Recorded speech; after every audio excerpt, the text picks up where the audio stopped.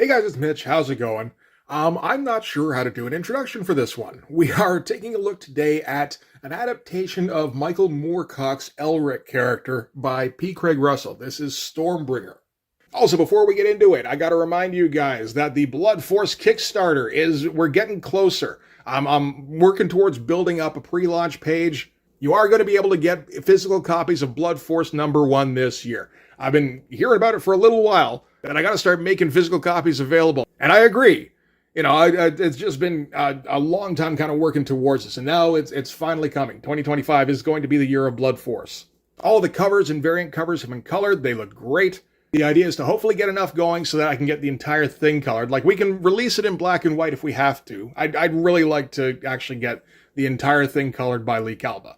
So keep watching. I'll keep you guys updated on where we are in the campaign. So anyway, back to the review of Stormbringer #1, as I said, by Michael Moorcock and P. Craig Russell.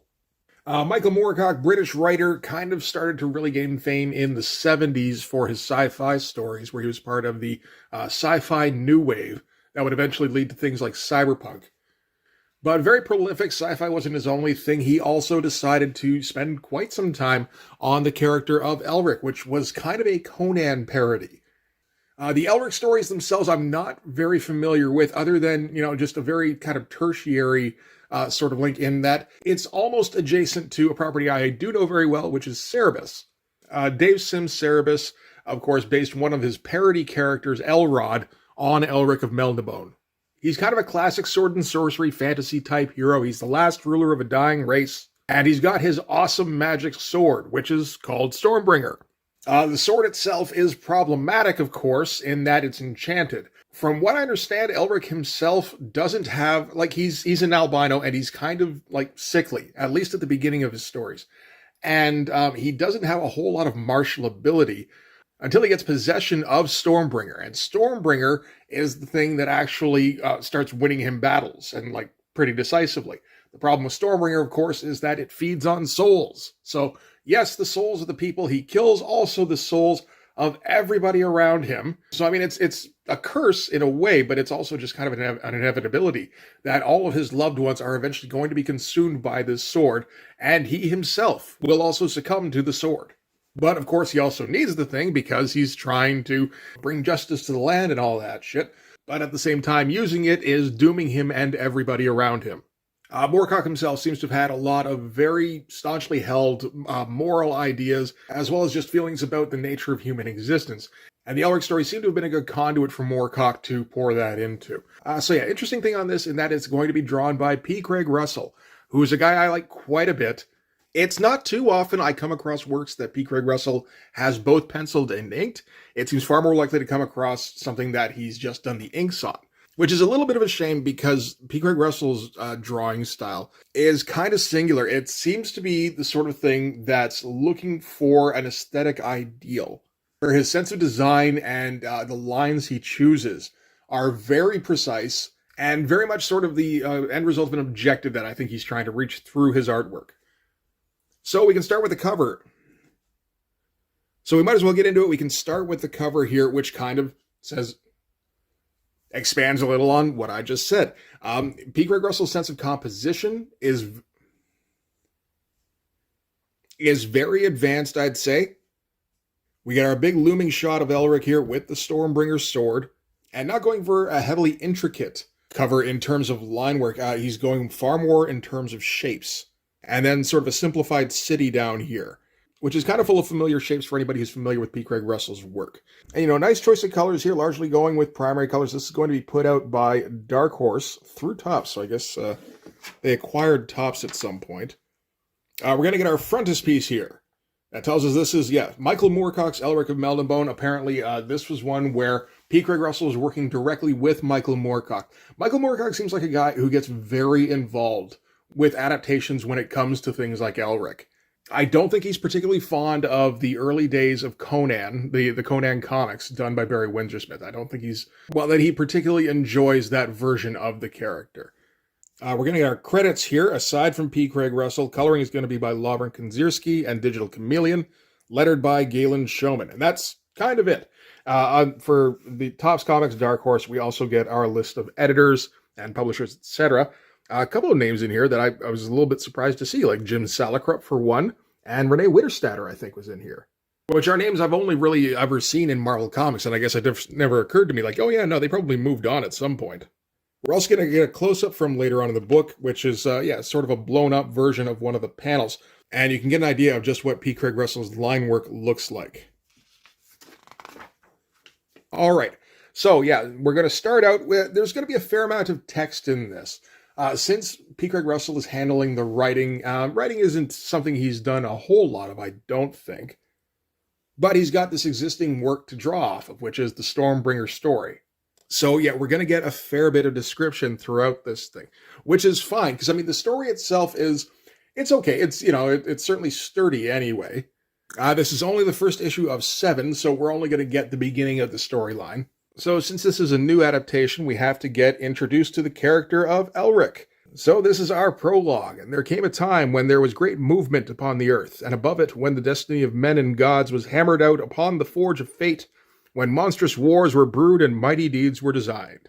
And there rose up in this time, which is called the Age of the Young Kingdoms, heroes. Greatest of these heroes was a doom-driven adventurer who bore a crooning rude blade that he loathed. His name was ELRIC of Melniboné.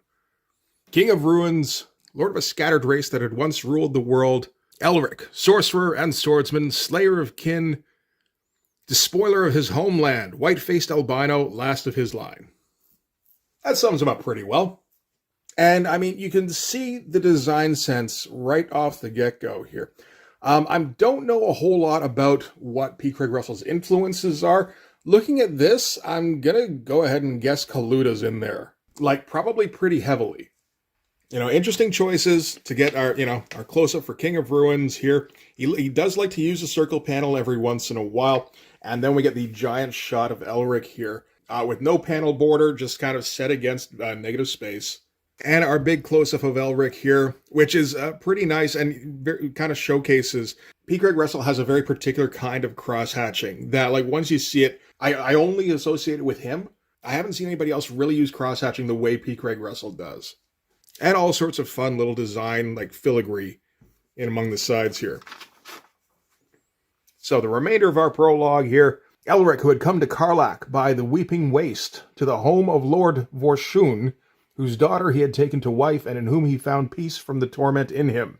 And ELRIC, who had within him a greater destiny than he knew, now dwelt in Karlach with Zarzinia, his wife. And his sleep was troubled, his dream dark, one brooding night in the month of Anemone. Anemone, all right. And more great design elements. We get our long panel here with both characters popping out of the panel border. Nice close-up here as we kind of zoom in on the castle. There's some kind of Mignola-esque elements to P. Craig Russell's works sometimes, and they have worked together at least one. I mean, P. Craig Russell inked Gotham by Gaslight, and I think that worked out fairly well. And then, another big circle panel here showing our hero and his wife. This page here also illustrates one of the problems with ELRIC, at least as far as I'm concerned, which is really awkward names for characters and places. So reading about ELRIC, there is mention that ELRIC was intended to be sort of a parody of Conan. From everything I've seen in ELRIC, any parody elements are done tongue-in-cheek. They're buried below the surface, so it's far closer to something like satire, and even then it seems like a pretty subtle satire. So when you get things like really awkwardly named characters and places, I'm wondering to an extent how much of that is making fun of the silly made-up names and places that tend to populate things like Conan the Barbarian. And I'm not sure if that's the case. I didn't see any evidence towards it anyway. That's kind of a tough practice in and of itself in that, I mean, like anytime anybody has to make up that sort of thing, you're always kind of taking a risk that it's going to sound stupid. Some people just kind of have a knack for it. And they're able to come up with stuff that just kind of resonates and goes, yeah, okay, that I can see as fitting into this world that this person has gone with. And some people, no, it always sounds weird and clunky and made up. So Vorshun to me is kind of borderline. Karlark, no, that's okay. Zarazinia, again, borderline. And we're going to see kind of more egregious examples as we go. So, Book 1, Dead God's Homecoming, in which at long last ELRIC's fate begins to be revealed to him as the forces of law and chaos gather strength for the final battle, which will decide the future of Elric's world. Law and chaos seems to be the governing forces in the world of Elric. It's not about good and evil. It's not about, light and dark. Again, I believe this is just something about Michael Moorcock's perception about the nature of human existence, and that there is no such thing as good and evil. There's either you pay fealty to law or you give in to chaos. Interesting choice, though, to come up with, another essentially frontispiece. All right, so now we're getting into things. All right, so we're basically picking up exactly where we left off, where we're outside of the castle, keep, whichever, that Elric and his girl are staying in. And so outside, there's a bunch of demons. These demons serve chaos. And the demons plan to break into the castle. And, of course, the storm is picking up here, and the demons take that as a good sign that the Lords of Chaos are basically working in their favor. Sneaking under cover of night, turns out all the guards have fallen under like an enchanted sleep. Again, that's a sign from the Lords of Chaos that they're doing the right thing. Some interesting stuff going on here, like when the lightning cracks and, that kind of jars the panel loose. That sort of thing, that's pretty awesome. Another one of those circle kind of close-up pages. And so they break into Elric's room just before they're about to strike. Looks like they're going to just try to flat out kill him, but he wakes up just in time. Lightning cracks. He's able to, stop them cold for a second here. You get the thunder as the demons knock Elric out, and then he wakes up a short time later. The demons are gone, except for one body. I'm not sure exactly what happened there. Doesn't look like he stabbed anybody or anything, but maybe he did. But more importantly, his girl is gone. I'm not sure if she's his wife in this. Maybe. And some more interesting looking stuff, like more of that very crisp inking that I just associate with P. Craig Russell. Using a lot of silhouettes here because we're operating mostly in darkness. But in this one here, where, they're actually interacting, he can't just do full silhouettes for both of them. So he kind of backlights it a little bit.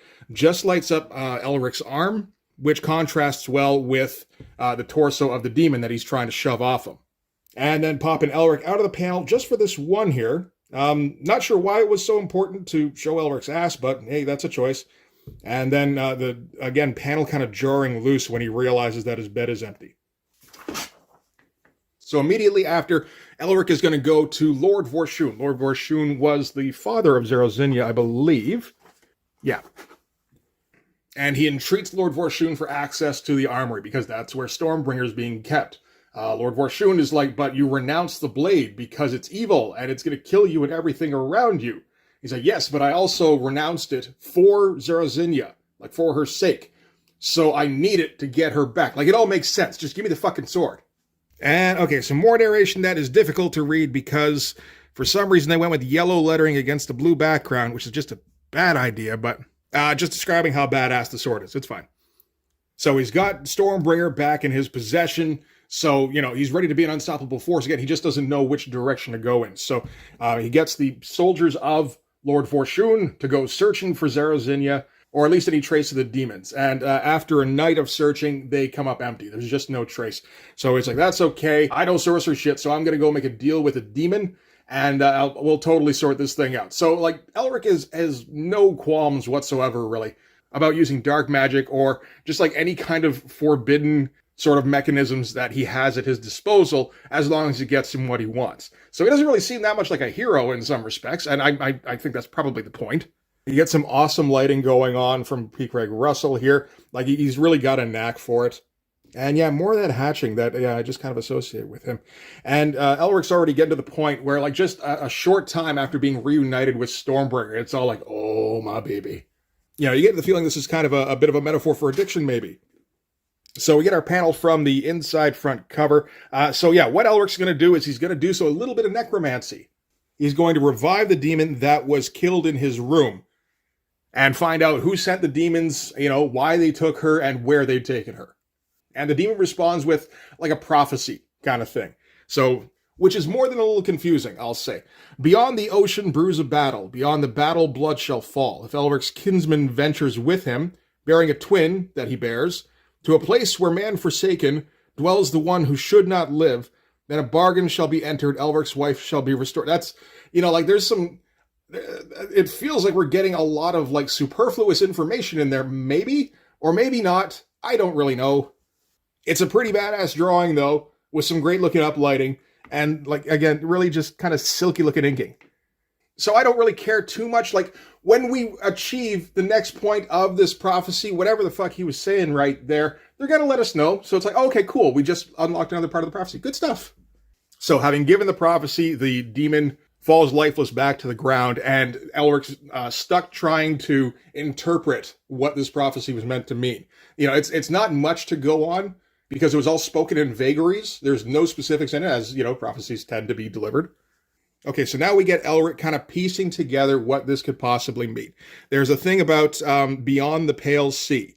So he associates this with a traveler that he recently ran into from beyond the Pale Sea. So we're going to get a little bit of history. Darajor, led by Sarasto, had contravened treaties with the neighboring kingdoms and signed a new treaty with Jagrin Lern, Theocrat of Pantang, an unholy island of warrior wizards. Okay, straightforward enough so far. His alliance with Sarasto of Darajor could only mean that he sought more power over the nations of the young kingdoms.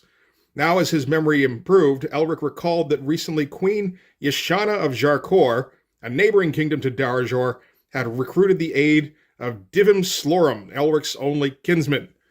And I'm just kind of getting buried in nonsense names now to the point where, like, you could name any one of these and say it was any one of these characters, and I'd be like, yeah, probably. This meant that Jarkor must be preparing for battle against Darajor. The two facts were too closely linked with the prophecy to be ignored. Is that what that meant? Okay. There was nothing for it but to go to Jarkor, for there he was sure to meet his kinsman. Jarkor, this is the Queen of Jarkor. Yeah, okay. So he knows which direction to go. It doesn't help him too much in getting his objective just yet, because just getting to Jarkor itself is going to take him weeks. And in the meantime, he doesn't know what's going on with his wife. Wife confirmed. Okay. So he swears an oath on his sword that those who have taken his wife are going to suffer. But, you know, that doesn't mean a whole lot because the gods don't answer. So she's like, okay, do what you want, buddy. And he's going to head out. And, you know, again, that kind of great looking shadowing where the shadow just, you know, falls across the corpse that was left in his room. That's such a great looking drawing, man. That's the kind of thing where if I pick up a P. Craig Russell book, that's what I'm looking for. And you almost always find it. You also get a lot of this when he has to do really kind of quick recap stuff, or he's doing like long shots. He does a lot of this kind of cartoony stuff, which is still appealing. It's not really what I'm here for, I would say. And it feels very separate from stuff like this. Like it's almost like two competing styles in a way. Like they mesh well enough, but it's still kind of strange when it pops up every once in a while. All right, so Elric makes his way to Jarkor, or, you know, eventually. First, he's going to go to the port of Banarva. And on his way, he's going to see all sorts of evidence of, you know, nations getting ready for war. When he gets into the port, there's all sorts of soldiers packed in there. Everybody's armed heavily. While he's on the boat, the captain here is like, we better get there quick. It won't be long before the two nations start engaging in piracy under the guise of, well, you know, all's fair in war.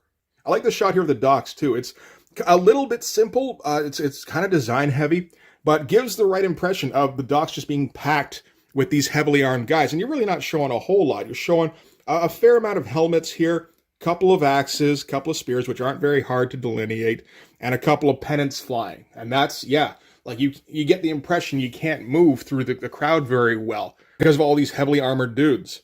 All right, so Elric starts making his way across the land, and on his way he sees evidence of, you know, just like war atrocities going on as the land has been despoiled.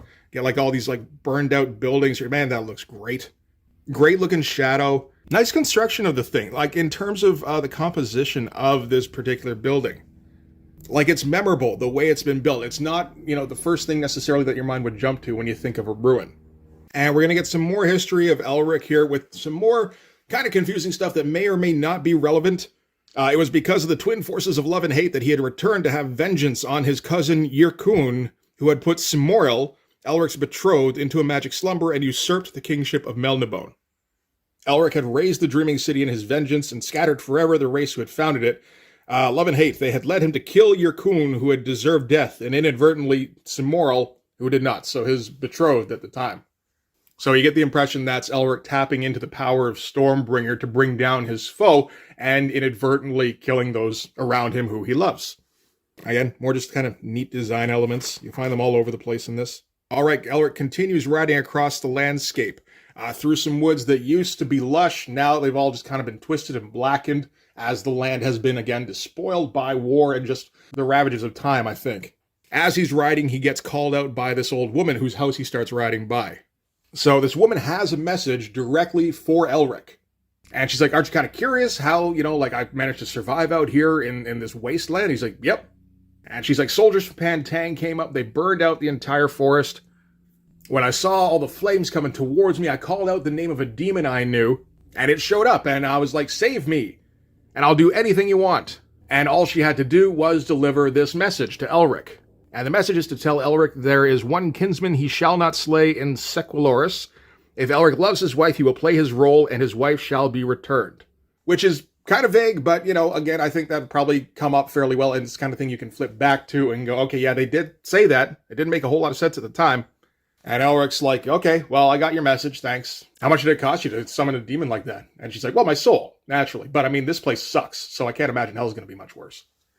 All sorts of tiny little panels showing our conversation here. There is some photocopied stuff in here, which I don't think P. Craig Russell does a lot of.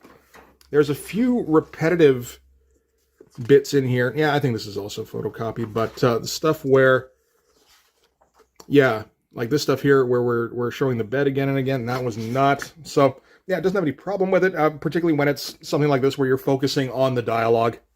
Again, some kind of cool-looking shadows on ELRIC here. So after another day's riding, ELRIC arrives in Sequaloris, and he meets his cousin, Divum Slorm, which sounds like something Lewis Tully might invoke. So Divum Slorm isn't particularly surprised to see ELRIC because he saw some omens that indicated that he was going to run into ELRIC sometime today. In this case, a falcon perched on his shoulder, started talking in English, told him to come to Sequalora and that he was going to meet his king there. And they were going to journey to join Yashana's army and the battle. And whether they won or lost, that would resolve the direction of their linked destinies together. He's like, does that mean anything to you? He's like, yeah, a little bit. I got a prophecy. It's super vague. That could totally fit in with bits of it. And so they're going to go find an inn so that they can discuss this further. So ELRIC fills him in on everything that's happened, the abduction of Zerozinia and the weird prophecy he got and everything that's been happening on his trip so far. And it seems like all of this has been some kind of contrivance by the gods, probably the gods of chaos, to try and get ELRIC involved in the war. Wild-looking little inn here, great amount of detail. We're getting like some cartoon pet animals in here. We're getting all sorts of background, like pebbling on the walls and everything. Everything's in the proper proportion. It looks great. Beginning of the next chapter, 10 terrible men drove their yellow chariots down a black mountain, which vomited blue and scarlet fire, and shook in a spasm of destruction. So these, I believe, are lords of chaos. They're descending down through volcanoes. The leader here says, to Narain brethren, there is much work to do. A blade must be brought from Limbo, and a pair of men must be found to carry it to Zanya. Again, like vague shit that I don't really know what that's referring to. Not a bad looking page at all. Really vibrant colors going on. Lovren Kanzierski's a name that I know, I can't remember where from. Okay, well, I looked it up. That makes sense. Co-founded Digital Chameleon. Looks like he's worked for everybody, and he's won a whole bunch of awards. So that, yeah, you probably should know that name. More great underlighting. Almost looks modeled, but, not quite. Like, I would guess he actually just penciled that freehand, but it's close enough that the shadows just look absolutely correct. All right, so this is at the camp of Queen Yashana. ELRIC and Divum Slorm approach. First thing he comes in the tent here, and Yashana's like, hey, ELRIC, so did you forsake your wife and you kind of, you came to join me here? And he's like, nope. And she's just like, shame. And you get the feeling he's like, I had a craving for spindly albino. So ELRIC gets right down to business. He's like, all right, so tell me about what kind of forces you can bring to bear and what your chances of winning are. So she's going to go through that. She's got her elite guard of white leopard soldiers. She's got a few infantry, a few cavalry, maybe 1,000-foot soldiers, 200 mounted, and, total of about 6,000, mostly made up of serfs and slaves. And they're going to be the cannon fodder that get thrown in first. So they outnumber their enemy, but their enemy are, agents of chaos, and they've got devil riders and hunting tigers and some kind of beasts they're keeping in cages. So Yashana has the quantity, their opponent probably has the quality. Not to mention, if you have a group of like 5,000 serfs and slaves who know that their cannon fodder aren't particularly well armed, and they get sent up against like a pretty skilled enemy, chances are, at the first clash, they're going to lose any kind of confidence and break and cause a panic. And yeah, she kind of says what has been hinted, which is that as agents of chaos, they're bringing all the forces of chaos to bear, and Yashana and her forces are kind of acting as a bulwark for the rest of the human race, because if they lose this battle, then there's nothing stopping the forces of chaos from running roughshod over the earth. And Elric replies with, well, it'd be a good thing if we won then. More great lighting. You could use this when he's not doing just kind of the minimalist cartoons. We usually get a close-up with some spectacular lighting, at which, again, I'm not sure if it's model. Again, it looks like it is, but it's simple enough where, maybe that's just P. Craig Russell putting down what he knows about light and shadow. All right, so next day, Elric gets together with the other captains. He's always got his bat hat, which at the very least is good for identifying him in battle, I'm sure. So we've got the hardened soldiers of her infantry up here. These are guys who have been through multiple campaigns, and they're kind of, battle-weathered. We've got the winged men of Mirren. We've got the Shazarian commanders, and we've got the White Leopards. This is their captain here. And, as they're all getting ready, the other army assembles on the other side of the field. So their commanders are King Sarasto. He's got his fancy chaos armor. We've got his ally, Jagrin Lern, who's got his distinctive red armor, which apparently may be red hot. We've got the Devil Riders of Pantang on their six-legged reptilian mounts, accompanied by the Hunting Tigers. And then behind all of that, and all the serfs they've got in tow, they've also got some beasts that, again, are still being kept in shrouded cages, so they're not sure what the deal is there. But nice, build up to action going on. We're getting all our pieces in place. Again, the names, I'm having difficulty shuffling them all in my brain, so I'm sure I'm going to lose track of them from time to time. It's a good thing that most of them are fairly distinctive looking. All right, so first thing, Yashana's infantry are going to cross the plain to meet the Chaos Vanguard, and Elric joins that group. When he gets down there, he runs into Jagrin Lern. And they're going to do a little bit of verbal jousting first. Lern tells Elric that he knows all about his destiny, and Elric's like, man, everybody knows about my destiny but me. And they're going to get down into it. Elric takes a swing with Stormbringer, which Jagrin Lern's shield is able to deflect, so it has been enchanted as well. And taking that swing created an opening which Jagrin Lern is going to take advantage of. And just chops Elric's horse right in the head. That's nice and gory. And leaves him on the field. And, leaves him open for a killing blow, but that isn't the plan. And so he starts riding away, and he's like, I'd love to stick around and kill you, but I'm not really allowed at this time. If we win this battle, though, and you live, I'm going to come looking for you, all right? So keep an eye out. More great-looking individual panels. Not always, I've noted, the best storytelling from panel to panel. Mostly it's pretty solid, but every once in a while there's a little bit of confusion. I think this stuff is all okay, but there's the odd bit that kind of struck me as strange. So I don't think storytelling is really P. Craig Russell's focus. So Elric's able to track down another mount, and he's got to take control of the infantry because as was kind of predicted, they're losing their discipline and they're starting to rout. So he needs something to rally them. So he calls for Yashana to send in the cavalry. In this case, that's the winged hawkmen. So they come swooping in, and that's when Jagrin Lern and the Side of Chaos are going to unveil their crates and let loose their beasts. In this case, the beasts are giant owls. It's like, okay. And they're going to meet the Hawkmen midair, and it's just blood and feathers raining down on both armies. And apparently that's kind of enough. They needed the Hawkmen to act as a kind of cavalry and turn the tide. They weren't able to do that. At best, they were able to kind of engage in a stalemate with the owls over top of the battlefield, and that's not enough to keep the infantry from routing. So they're going to have to try and make their escape with Jagrin Lern's army pursuing. So Elric's like, well, we can't die here because I still got like a prophecy to fulfill, and I got to get my goddamn wife back. So he's going to bring Stormbringer to bear, which is nice because, it's the title of the book, and he just starts cutting down pursuers left and right, and they get to the point where they don't want to come anywhere near him for a minute. But that's the human soldiers, the tiger hunter things, whatever, they don't really care so much, and they're chasing dudes down, they're bringing down horses. And this just terrifies Yashana's troops even further, and they completely break. Cool looking stuff. I'm like living for every close-up that P. Craig Russell does in this thing. I love the musculature on these tigers here. This looks kind of Frazetta-ish. Like a more simple-looking Frazetta, but, still kind of influenced. There's that kind of zipper hatching that Again, I associate with P. Craig Russell, and you get stuff like this where he's not going to draw the actual battle between the Hawkmen and the Owls. Unfortunately, that would have been nice. But he's, we get the description, we get the blood and feathers raining down. So he found like a fairly simple solution where he could, I guess, probably stay on schedule. So the remains of Yashana's army, it's basically now just ELRIC, his Emirians, and about 40 white leopard soldiers. So ELRIC sounds the retreat, so him and the Emirians are able to take off, as well as Divim Slorm. ELRIC and Divim Slorm head west, the Emirians head north to try and draw attention away from their retreating leaders. The White Leopards stick around, because at the beginning it was said that they only know how to kill. So apparently they don't know how to retreat. And then we get the aftermath of the battle here.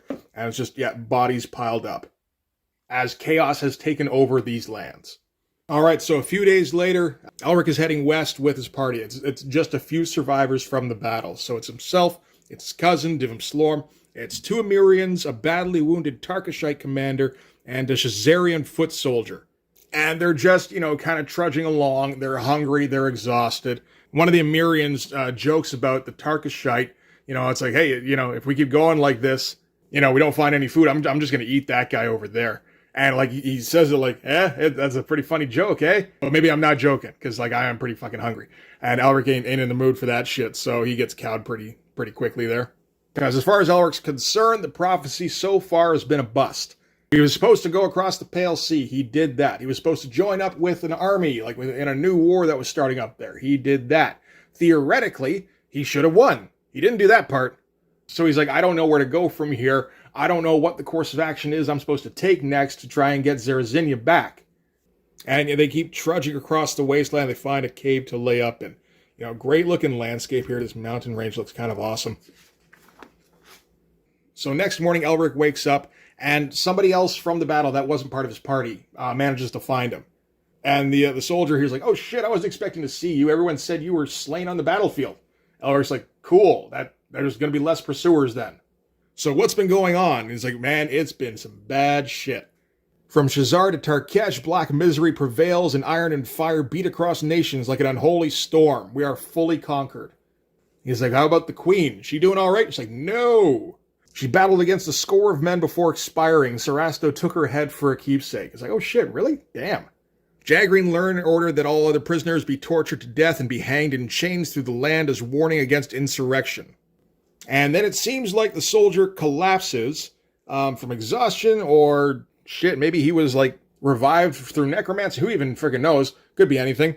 But ELRIC isn't too fussed. He's like, okay, well, now we know what to do. We got to keep going west. And Divim Slorm's like, okay, well, we might as well get moving, because we didn't get anything out of that battle except wasted time. He's like, well, we learned a little bit. We learned that Jagreen Learn is linked to Zarazinia's capture, because he had information that, he shouldn't have had. So we're heading west. I'm going to get me some vengeance, and we're going to unlock the next part of this fucking prophecy. And that's where we're going to end things off, with the sunrise kind of pouring through the trees here. Were there trees a minute ago? Feels like there. Oh yeah, there's some trees up here. Good stuff. And we get a little bit of a mosaic teaser for the next issue. Again, more some just crazy design heavy stuff. Just great looking shit from P. Craig Russell here. And yeah, nice little back cover piece to end on. So that's Stormbringer number 1. Just kind of setting the pieces on the board and getting them moving towards their eventual goal. Like I said, this is a 7-issue series, so this is mostly about setup. Although, we got a fair bit of actual plot development, which is nice. If we didn't know the character of ELRIC, which, I didn't too well, then we got enough of the backstory and enough lore that we're not too confused going forward. Although, again, the names, they're kind of a jumble. They got to be more familiar as the story went on, so that was all right. And yeah, I love P. Craig Russell's style. It's always so design heavy. He's got such a smooth inking line. This isn't the best stuff I've seen him do. And it's not really the kind of issue that really lends itself to a lot of really impressive imagery. He was still able to get a fair bit of nice looking panels in there, some interesting page designs. Probably the best thing I've seen him do is Sandman number 50. I'm not overly familiar with his stuff. Just every time I get a chance to look at stuff, I was like, hey, look, P. Craig Russell. So yeah, maybe we'll do that Sandman number 50 at some point. We might have distanced ourselves enough from the Neil Gaiman shit where it's like, okay, we can look at his stuff without having to bring up everything. I don't know, maybe not. We'll probably look at it at some point anyway. I may get more issues of this. It'd be nice to kind of take a look further into the story where P. Craig Russell can work some more dynamic images in there, just some more of his designs. I think that'd be all right. But for this one anyway, that's going to do it. Thanks very much for watching. If you like this video, please hit the like button. It helps with all the algorithm stuff. If you want to see more, hit subscribe. And if you really want to help out, in the description, there's a link to my Patreon. And if you go subscribe there, that'll give you access to everything I do. So all sorts of videos, everything to do with Blood Force, including the completed comics. Also in the description, there's links to the merch store, so you can get your Blood Force merch. You can also follow me on Instagram and DM me there for commissions. Commissions are open. Yeah, that's going to do it. Thanks again for watching, guys. I will see you in the next one. Bye-bye.